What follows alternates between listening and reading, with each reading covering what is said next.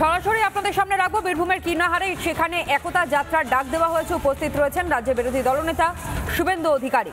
হাতে জাতীয় পতাকা নিয়েই তারা আজ এই একতা যাত্রায় সামিল হয়েছেন। প্রথম সেই ছবি আপনাদের সামনে তুলে ধরছে বীরভূমের কীর্ণাহারের ছবি। মিছিলে রয়েছেন রাজ্যের বিরোধী দলনেতা শুভেন্দু অধিকারী। মনোরঞ্জন আমার সহকর্মী মুহূর্তে আমাদের সঙ্গে রয়েছে। মনোরঞ্জন, দেখো কীর্ণাহারে এই মুহূর্তে কিন্তু তুমি দেখতে পাচ্ছ নানুর বিধানসভা, সেখানে শুভেন্দু অধিকারীর নেতৃত্বে কিন্তু শুরু হয়ে গেছে এবং তোমায় দেখাচ্ছি সেখানে ইতিমধ্যেই শুভেন্দু অধিকারী তিনি পদযাত্রায় অংশ নিয়েছেন। আমাদের যতটা চোখ দেখা যাচ্ছে প্রচুর মানুষের ভিড়। আমি একটু শুভেন্দুদার সাথে একটু কথা বলার চেষ্টা করব, তারই মাঝে আমি একটু কথা বলার চেষ্টা করব উনার সাথে এবং আমি বলবো দাদা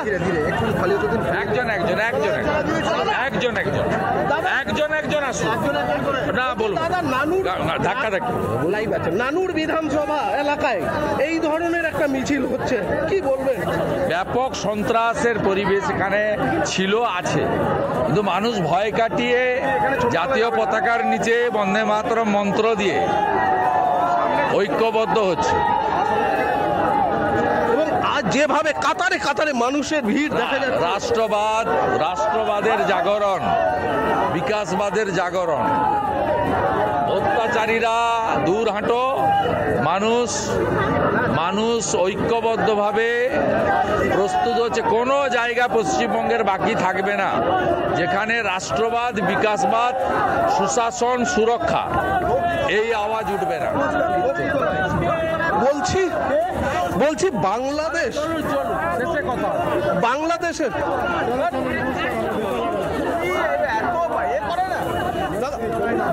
বাংলাদেশের সেন্ট মার্টিন এবং চট্টগ্রামে ডিপ টেস্টের মাধ্যমে ইউনিশ সরকার যেভাবে জিয়ে রাখছে, কি বলবেন? এটা রিপাবলিকে বলছেন চট্টগ্রামে এবং সেন্ট মার্টিন দ্বীপে ডিপ টেস্টের মাধ্যমে যেভাবে জিয়ে রাখছে, এটা রিপাবলিককে সরাসরি বলছেন আসাদুজ্জামান। না, পুরো তো মৌলবাদী জামাতিদের হাতে চলে গেছে, একদম নরখাদকদের হাতে চলে গেছে, যারা ৭১-এ বাংলাদেশ সৃষ্টির বিরোধিতা করেছিল সেই শক্তির হাতে চলে গেছে এবং এদের পতন হয়, সব সময় পতন হয়, এদের একটু সময় লাগে, পতন হবেই।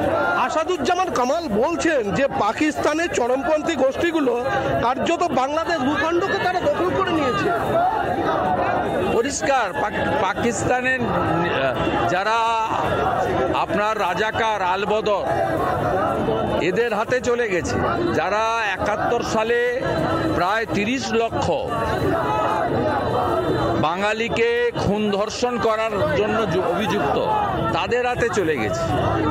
এবং আপনি যে দেখছেন না এখানে যে পশ্চিমবঙ্গে যে এক্সট্রিমিস্টদের আচরণ, এ তো বাংলাদেশের রোগ ঢুকেছে। ফারাক্কার মহেশপুরে দুর্গা মণ্ডপে আজানের সময় লাগানো থেকে শুরু করে এগুলো কোনো প্রোগ্রেসিভ মুসলিম করে না।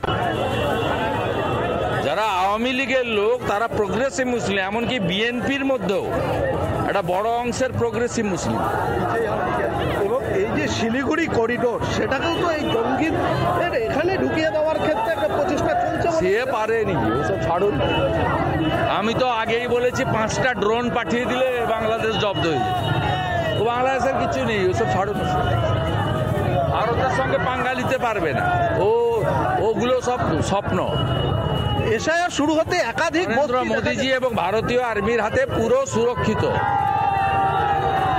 এবং চিকেন নেকের এখন চিকেন নেক নেই, এখন এলিফেন্ট নেক হয়ে গেছে, খোঁজ রাখেন না। নানা ধরনের কন্টেন্ট দেখার জন্য লাইক করুন, শেয়ার করুন আমাদের ফেসবুক পেজ, সাবস্ক্রাইব করুন আমাদের ইউটিউব চ্যানেল।